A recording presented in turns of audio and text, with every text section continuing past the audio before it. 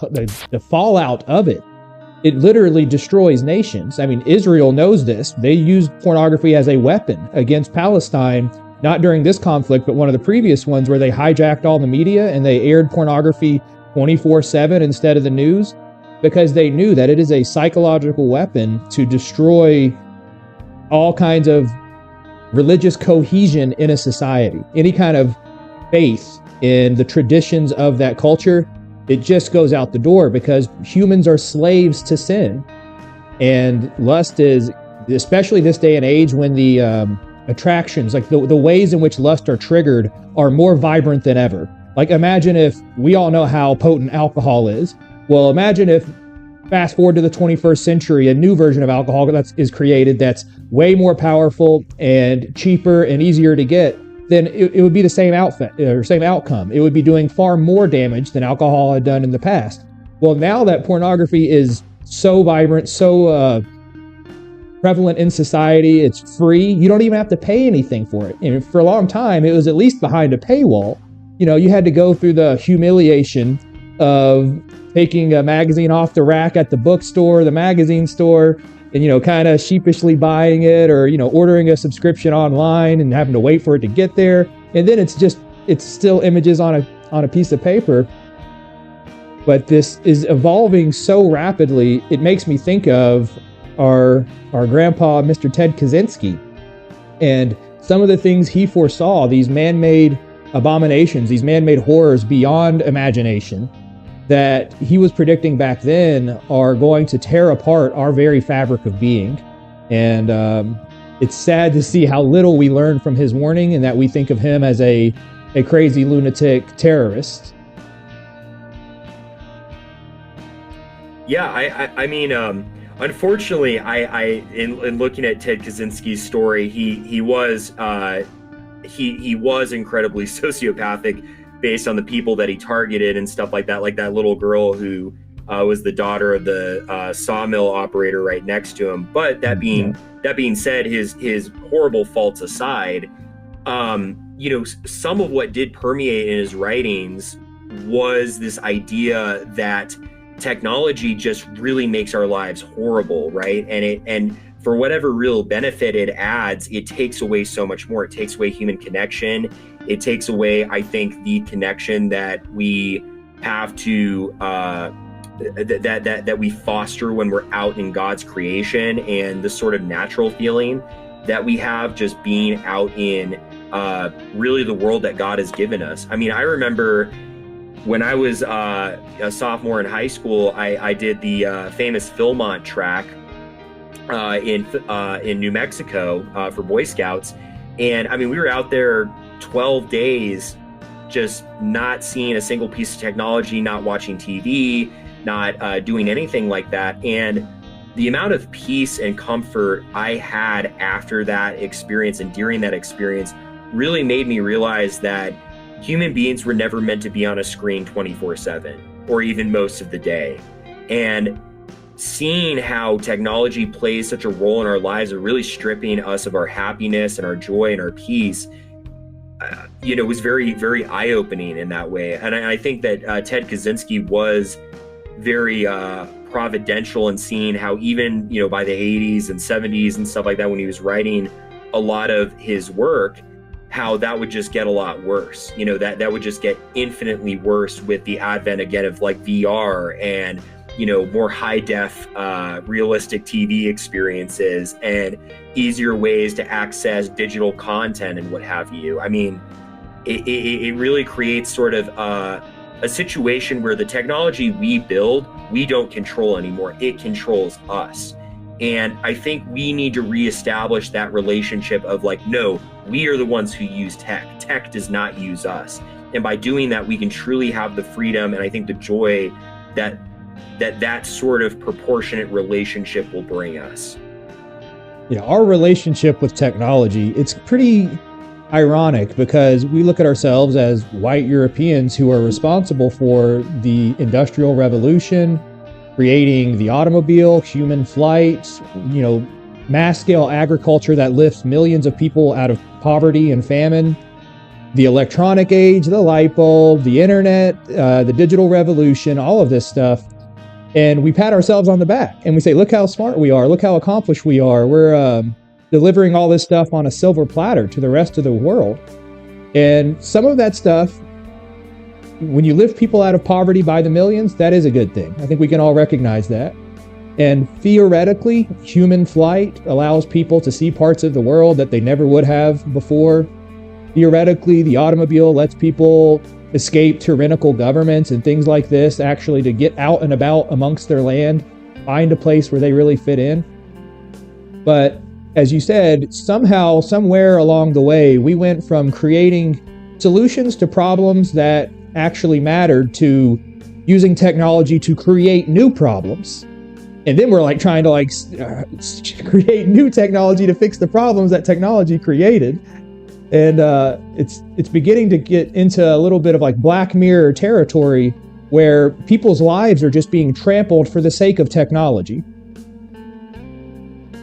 Absolutely. I mean, the atom bomb is really analogous to so much of this modern technology, because the atom bomb quite literally is just visceral destruction. That's the only thing it was made for, right? Was to take life. And we look at the atom bomb and we're like, honestly, it would have been better had it never been developed, right? But think about how much technology is almost secret atom bombs, secret, hydrogen bombs in our lives that we sort of make excuses for and we cope with. Oh, well, my Amazon Alexa, maybe it leads to me being, surveilled and, having no privacy in my life. But hey, it allows me to, write down ideas for groceries better than if I just took out a pen and paper and took 5 more seconds to write down my grocery list, right?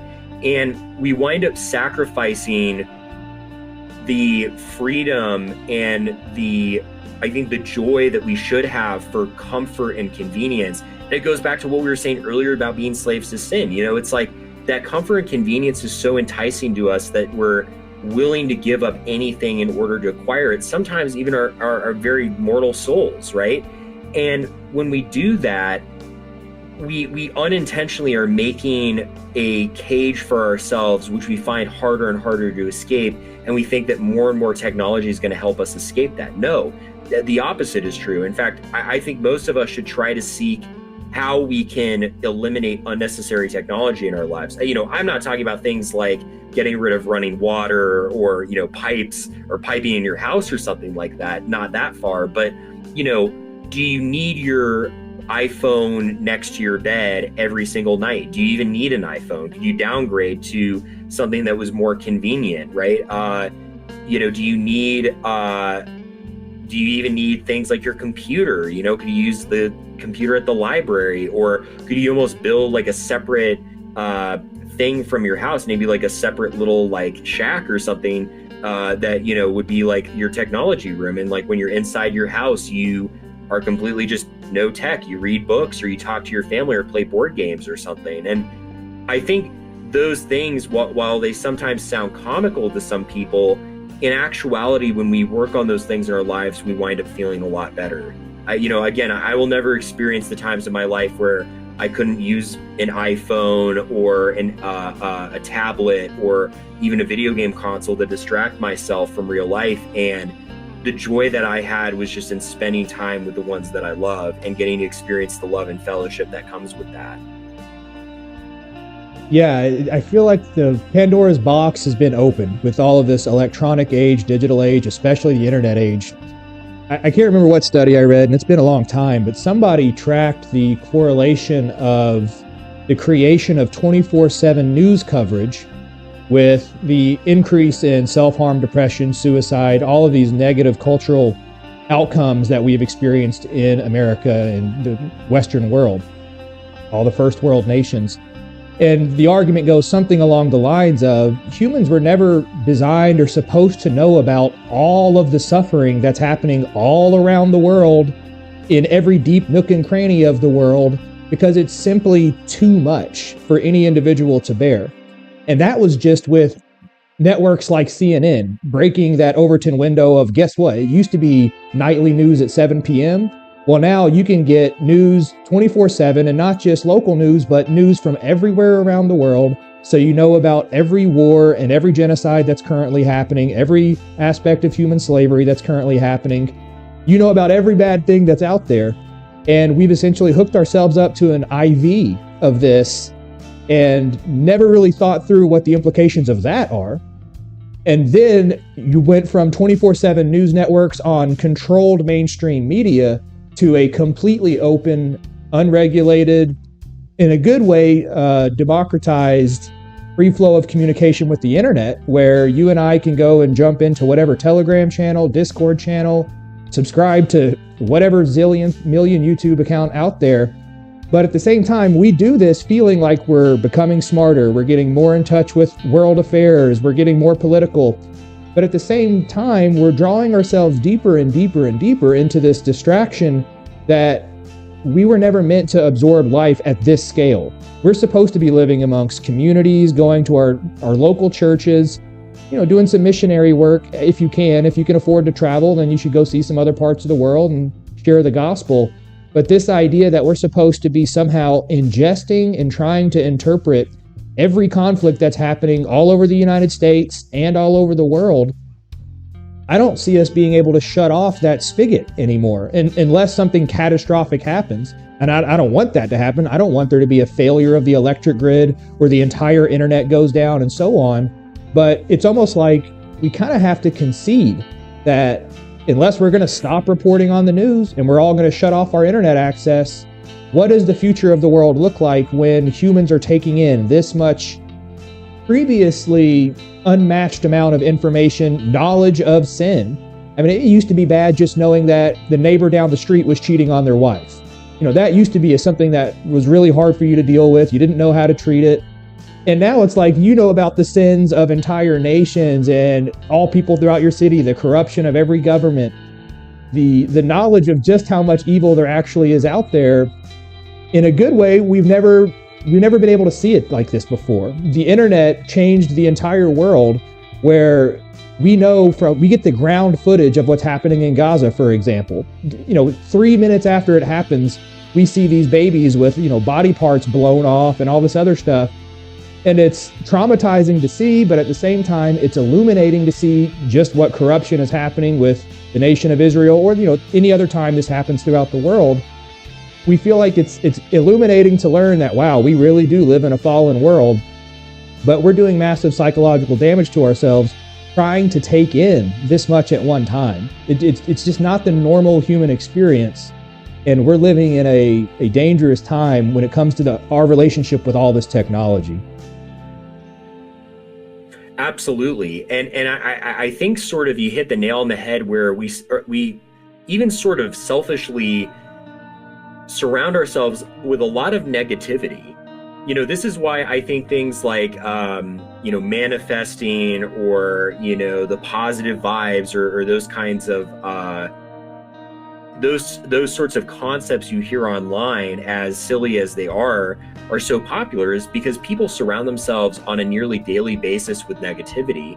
I mean, there's a popular YouTuber on, who recently had a documentary directed about him, who has kind of had a rise and a fall, and it's got like 4 million views, and it's all about how bad his life is. It's all about how this man is struggling and suffering, and everyone, including himself, seems to be laughing about this, but it's like, this is a man who, his life is in shambles, and in any other age we would be looking at this and feeling sorrow for it, but instead we almost have this this cynical laugh to all of it. I really think that's why there seems to be such a level of irony nowadays, that people almost become embroiled in it to such an extent where they can no longer live real life. They can no longer just be authentic with people. It's like everything has to be ironic, and everything has to be sort of inauthentic, because to be authentic means to get hurt.